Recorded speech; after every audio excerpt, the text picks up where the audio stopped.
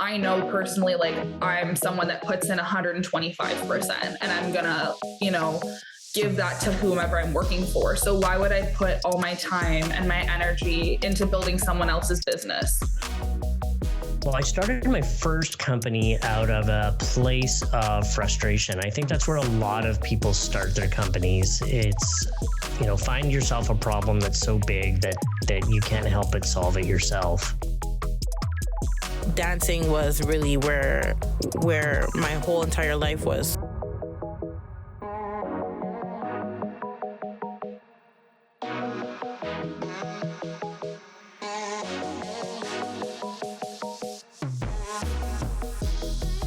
Welcome to Founders Drive. On the last episode, we heard a lot about the word no, but today is about something different. Success, yes, but what does it really mean to win? Remember Frank Porco, the tattoo artist? For him, winning was all about doing his own thing, not having to work a 9-to-5. What did you learn about success, Andrew? I had an idea about success, but an Beam, the all-star paint maker from Manitoulin Island, really reframed it for me. My yes came from you guys first. When you guys said yes to me, I said yes to myself. Success can mean many different things for different people, like being an international hit and one of Oprah's favorites, such as Cup of Tea, or just getting an idea off the ground. Sometimes it's just about chasing your dreams. Speaking of chasing your dreams, every time I think about Jenna and Ashley at Bombshell Beauty, I can't get over how young they are, how they have gone after exactly what they want. Bombshell Beauty Bar in Bowmanville, Ontario is the perfect place for pampering. The huge windows allow light to fill the space with warmth. Greenery breaks up clean white walls, and a bright pink neon sign frames the coffee bar at the end of the hallway. Most days you'll find Jenna McInnes focused on applying eyelash extensions for her clients. 3 years ago, she was enrolled in police fundamentals, but her plans quickly changed when she failed the eye exam. I went to school. I always wanted to kind of go into policing, and then my eyesight was too bad. Then I went to school. It wasn't for me. And I think also too, I was going into university during the peak of COVID. So it was all online. I just was not interested. She turned to her passion for the beauty industry and started with eyelashes, which quickly grew into a beauty bar offering a wide array of services. As a business owner herself, she wanted to continue to support entrepreneurs. Jenna started seeing Ashley more to get her nails done because she was also an independent artist. Ashley's journey to entrepreneurship started in the hair industry before health issues forced her to reconsider. Nails was something that she could do and loved to do. Not long after they met, Jenna and Ashley became fast friends. By their third meeting, they were already discussing opening a joint business. And then we were just why don't we just partner? So then we stumbled upon this space, and then the rest is history, I guess. And Bombshell Beauty was born. The duo found their dream location in the heart of Bowmanville's historic and quaint downtown. They got some help from family and friends and renovated the entire building to create the perfect girly space for their business. It really is exactly what they wanted. Yeah, honestly, I think it's just rewarding to be able to build your own and see where you're getting. Jenna sent me a video this morning of us opening the doors to Bombshell the first time with the key, and just looking at what we have made of this space already, and we're nowhere near finished in what we want. The business has grown tremendously since opening last year. The salon now has multiple employees offering a variety of services, ranging from nails to eyelashes to teeth whitening and hair. To celebrate women-run local businesses, Jenna and Ashley have also dedicated a board in their salon to showcase those products and services.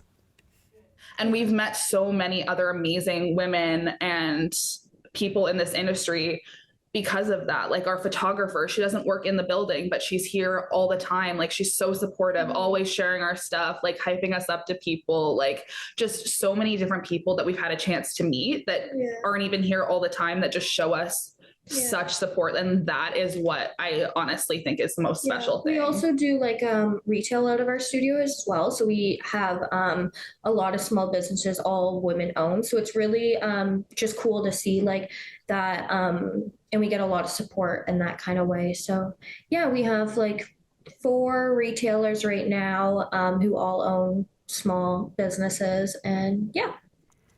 Now let me remind you, both of these women are in their early 20s.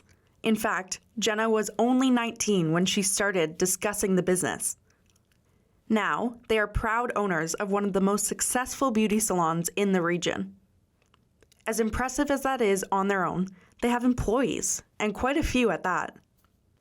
Now, this isn't the case for a lot of entrepreneurs. Jenna and Ashley had a really smooth sailing ride and experience with entrepreneurship. Always wanted to be a business owner. I knew that right away. Like I knew I wasn't going to be working for somebody. Hey, no, actually we're doing it our way, and thank you for the input, but do I work for someone? Do I work for myself? I know personally, like I'm someone that puts in 125%, and I'm going to, give that to whomever I'm working for. So why would I put all my time and my energy into building someone else's business when in the future I could be making 6 figures off of this and, forwarding my future instead of, forwarding somebody else's. There are so many reasons people may want to start their own businesses and become entrepreneurs. But Jenna and Ashley knew exactly what their goal was for the business: to do what they love full time and make a living off of it.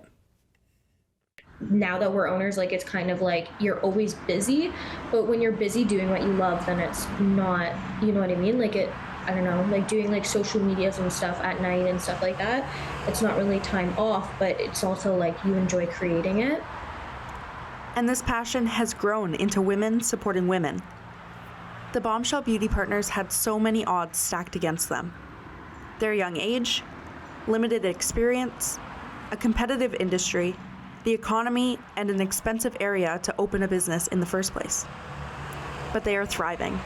They really are the unicorns of entrepreneurship.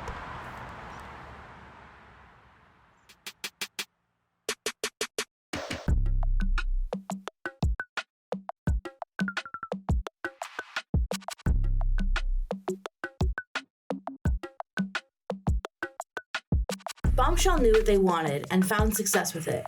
But not everyone has a single focus. Andrew, tell us about Kevin Shaw, who calls himself a recovering entrepreneur. What does he mean by that? Boots and cats. Kevin's first foray into entrepreneurship was through the world of DJing.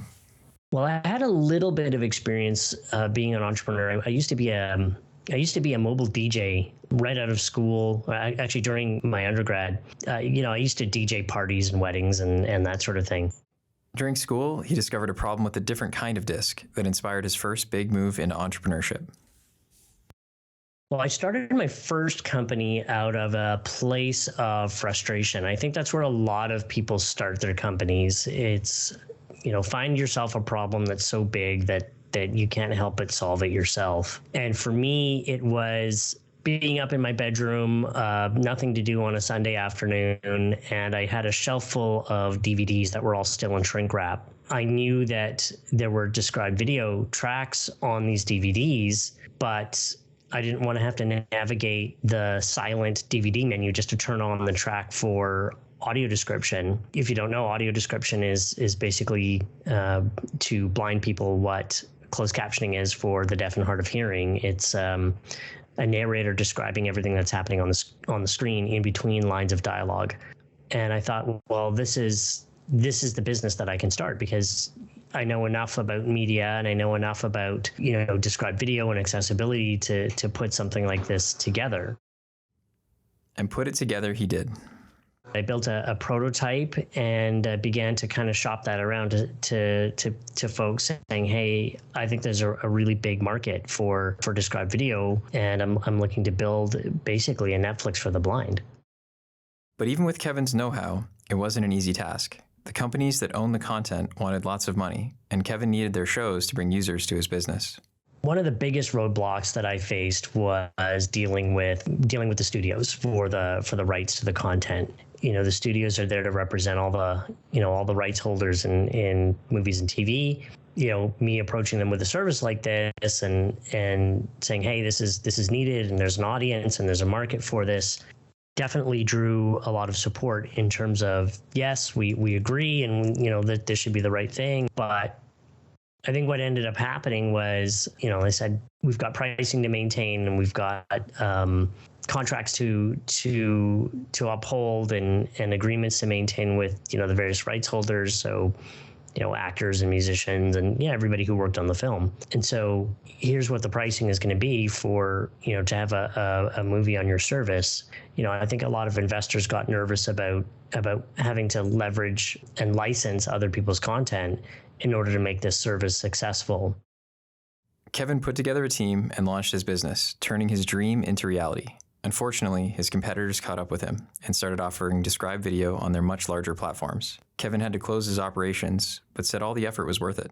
I'll definitely say it was a success for me, at least personally. I thought I built a great team. As I said, I had a 2-time Emmy Award winner on board. I attracted the lady who did the Xbox launch in Canada and a campaign for TD, which is banking can be this comfortable. We had some really great people. I had, the former head of Lionsgate Entertainment on my team, and it was great. We were a very nimble, very agile team. In terms of how I measured that success, hey, we were a fully launched service. People were logging in. We were getting testimonials from people saying, hey, I'm watching this film on Tell Me TV. This is great. I can totally understand what's going on in the movie or the TV show. I think the other metric of success was just knowing that we had all these great contacts, in the entertainment industry here in Canada and in the United States, and that they were really supportive of something like this. And I think I certainly carved out a space for myself as an entrepreneur who had the battle scars of just going through the entrepreneurial process. I really think that is what gave me a lot of favor when I was approached by CNIB to launch an entrepreneurship program for them. Today, Kevin also hosts a television show called Mind Your Own Business on AMI TV, where he helps entrepreneurs with disabilities start their dream businesses. Because, like us, he believes entrepreneurship is for everyone. The advice that I normally give people is find yourself a problem that's so irritating to you that you can't help but solve it yourself. And others are going to have that same problem. And that's really the genesis of most businesses. Finding out as to whether or not it's for you is part of the journey. There's always a place that you can start. You don't have to quit your 9 to 5 and jump into it full time. It's working evenings and weekends and doing stuff on your lunch break, even if it's just sending out one email. There's always an in to entrepreneurship and a way to sort of test the market and test the waters to see if this is actually something that's going to be right for you. If you go on the journey and you spend 2 years working on a business and it takes off and you can quit the 9 to 5 and all of a sudden you're going from a startup to a company, hey, that's great. And if not, you've learned some new skills. You've learned accounting, you've learned marketing, you've learned operations, you've learned, a bit about finance, you've learned about legal. There's a certain joy to it. There's certainly frustration and so forth, but I think there's a lot to be said for trying and failing versus not trying at all. Even though Tell Me TV didn't end up the way Kevin hoped, it didn't discourage him from trying again.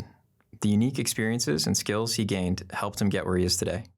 For me, it was like the opportunity of a lifetime to go on this journey and to suffer the slings and arrows, of working in the entrepreneurship world.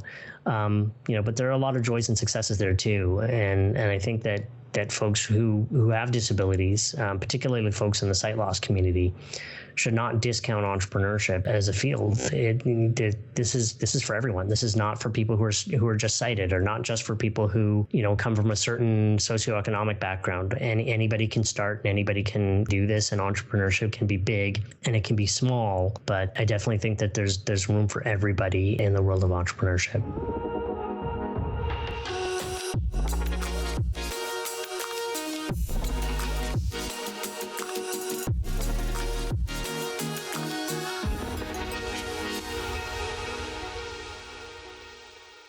Some entrepreneurs go all in on their business. but a side hustle can still be a win, right?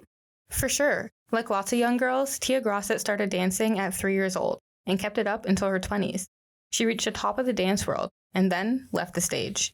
She was done. She reached the highest level she could. 3 years later, she's since come back to the studio and turned her passion for dance and fitness into a successful side hustle.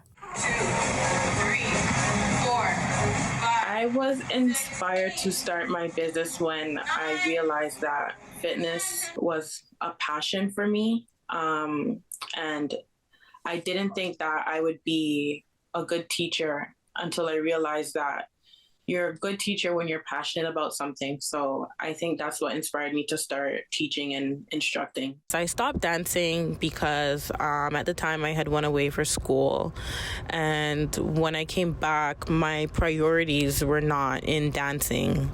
I was young.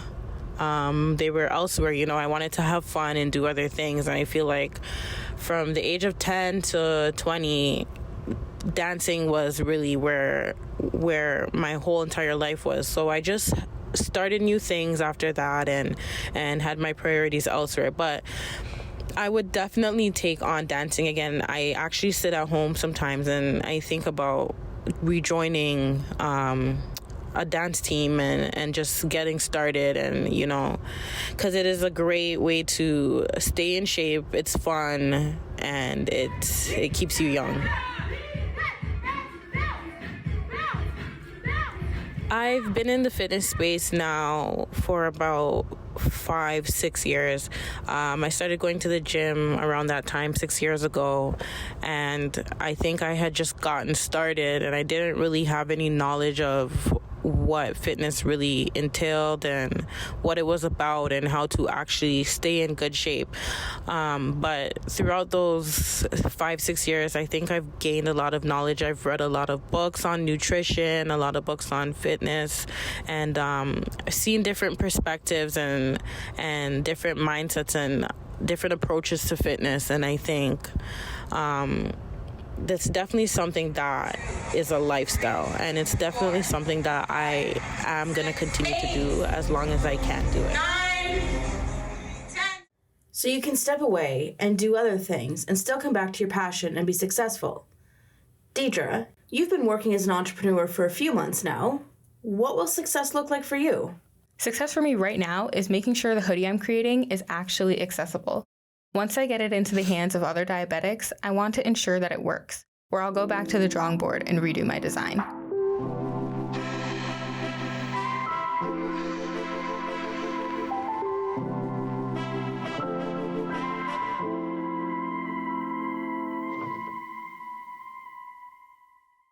Maybe success means different things around the world as well. Katie is back with an update on how things are going for the Guatemalan entrepreneurs. Have you talked to Glenda, Gladys, and Haiti since our last episode? Yeah, actually, I called them up. I was so excited to reconnect with them since my trip. Hi, Katie. Hi, Noe. How are you? I'm good. How are you? Doing good. Hi. How are you guys? ¿Cómo están? Muy bien. ¿Cómo estás? We are doing good. What about you? Good. I miss you guys. Los extraño mucho, dice. Nosotros bien. They miss you also. How are the laptops? Dice, ¿cómo van con las computadoras? Dice, ¿qué tal funciona? Dice. Bueno, nos está funcionando de maravilla. Fue una gran ayuda que nos está apoyando en un proceso, ya que tenemos trabajos que entregar y eso nos ha facilitado a poder entregarlos. Haiti say like it's been a great tool for her, especially because she has a lot of homework right now in the university, and now she doesn't have excuse to don't give homework at the time. And the project too, she's using it in the project too, making podcasts, self-film, and photo essay too. So it's been a great help for her in two different areas, like in her studies and her job too. Awesome. That's so exciting. Estoy muy emocionada de escuchar eso. When you guys worked with Jay on the business plan, how is that coming together now? ¿Y cuándo es que tiene su próxima sesión con Jay? Dice. Como ver cuál es la tarea que tienen pendiente con él, dice. Lo que tenemos que hacer es un presupuesto en Excel, crear nuestro logo en la manera en que nosotros queremos y de ahí va a calificar en la manera en que nosotros quisimos hacerlo, a ver qué le parece a él. The next step with Mr. Jay, it's about to make the budget of what they will need it to start their business, the French fries business. And then Jake gave some homework to them to start to think what is going to be the logo, what's going to be in the logo, what they want to sell, what they want to transmit to other people about their business. So you're working on advertising and marketing right now? Exactly. Okay. We're working in the budget, like what we'll need it, like a bag of potato, how many plates of French fries it's going to be. Gotcha. Just to see what is going to be the area that they are going to work.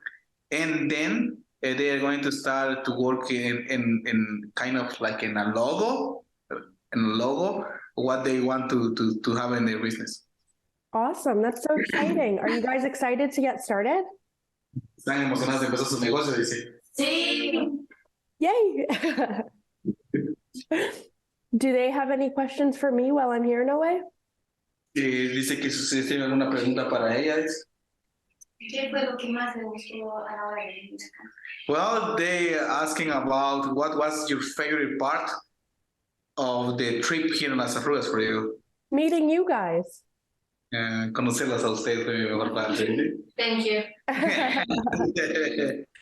Well, it was good to see you guys. I just wanted to check in about the laptops and about the business, but yeah. Dice que yo solo quería chequear realmente cómo iban con las computadoras, dice, y cómo iban con el negocio. Dice, eso es lo que quería yo chequear. Gracias. Yeah, Katie. No, they are, I mean, for example, these three girls, they bring their computers to the office because we have just one computer and we are 5 people here. Yeah. So, I mean, that support a lot, not just even in their personal life, but in their professional life too as well.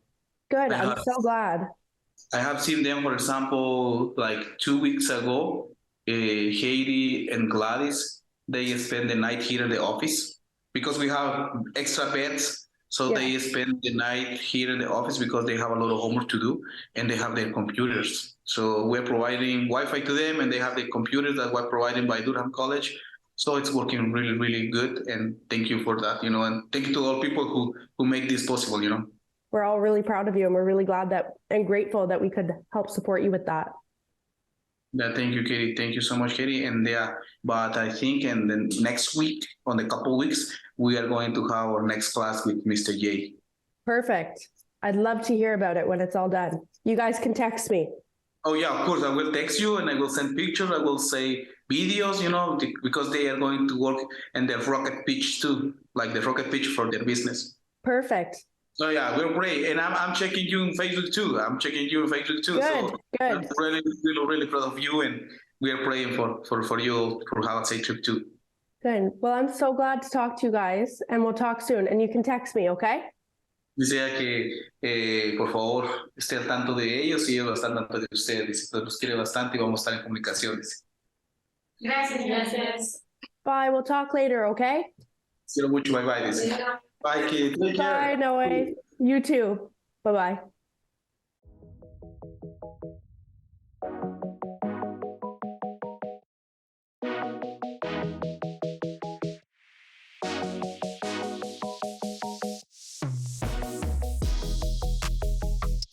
Well, this is it. When we first started, we shared our personal experiences. At the time, none of us were chasing our entrepreneurial dreams. Wow, things have changed. I can't believe this is it. It feels like we just started this journey yesterday, and now season 1 is over. In these short 8 months, we've interviewed dozens of entrepreneurs and heard so many inspirational stories of their paths. Working with you all this season has been incredible. I learned a lot about entrepreneurship, you, and myself. It's inspired me to start another business this summer too. Really? Yeah, I'm working on a videography and photography company, and I'm excited to see where it goes. Well, that's exciting. We'll have to hear more about it in season 2. For me, my idea of entrepreneurship changed. What an entrepreneur is, who can be one, and what defines success. And that's all because of these amazing founders we've talked to. Coming up in season 2, we aim to travel further abroad to find out what entrepreneurship looks like for young people in other parts of the world. What barriers do they face? What does no mean to them? What's inviting them in or keeping them out? How is entrepreneurship making a difference in their lives? Is it the difference between a life they can control or one dictated by poverty, unemployment, and social dynamics? Closer to home, we want to see how entrepreneurship takes shape in remote and Indigenous communities. Thanks for coming with us for our first steps on Founders Drive. I'm Andrew Neary. I'm Katie Sampson. I'm Tammy Raycraft. And I'm Deidre Clark. And we'll see you on the next one.